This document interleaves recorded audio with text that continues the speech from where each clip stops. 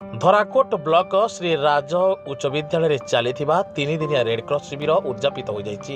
यह कार्यक्रम में धराकोट तहसिलदार लंबोदर मारांडी मुख्य अतिथि भाव में जोगदेता बेले धराकोट ब्लॉक विडीओ डेनिस बेहेरा मुख्य वक्ता रूपे और सम्मानित अतिथि भाव में अतिरिक्त जिला शिक्षा अधिकारी पवित्र मोहन साहू, थाना अधिकारी श्रद्धांजलि सुबुदी, अग्निशम विभाग अधिकारी चित्तरंजन साहू, श्री राज उच्च विद्यालय प्रधान शिक्षक प्रकाश चंद्र साहू प्रमुख मंचासीन रही।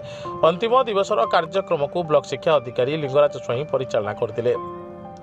उद्यापनी समारोह में जिला स्तर आसीथिबा 502 छात्र छात्री को मानपत्र दे पुरस्कृत करा बेले विभिन्न विषय प्रतियोगिता में भाग नहीं कृति छात्र छात्री को मेडिकल सह मानपत्र दे पुरस्कृत करा। मंचासीन अतिथि माने शिक्षा सह सेवा को व्रत रूपे ग्रहण कर मानव सेवारे जीवन को लगेवाई महत्वपूर्ण उपदेश देते। यह शिविर को धराकोट ब्लॉकर समस्त शिक्षक शिक्षयित्री सहयोग प्रदान करते।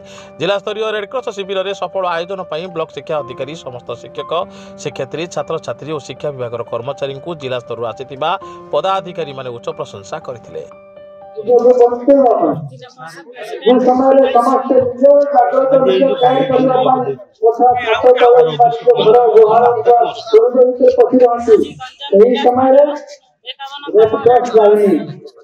गोटे अन्यतम संस्था ये अनेक संस्था अच्छी रेडक्रॉस बाहिनी एक संस्था आगे आसुता निजर समस्त परिवार वर्ग को समस्त निज को त्याग कर अन्य सेवा आगे रेडक्रॉस बाहिनी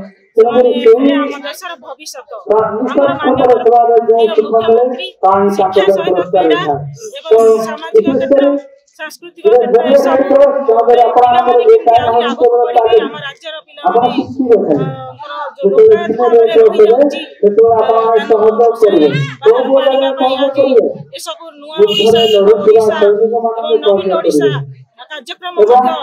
समस्त शिक्षा अनुष्ठान चली गंजाम जिलार समस्त पिला जातीय स्तर में क्रीड़ा क्षेत्र में बहुत भल निजर प्रदर्शन देखते जिला स्तर भल कर स्तर को भी माननीय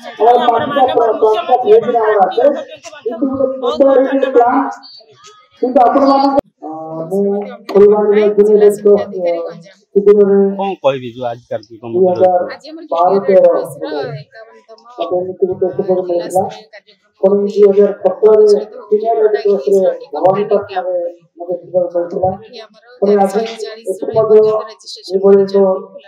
बहुत वातावरण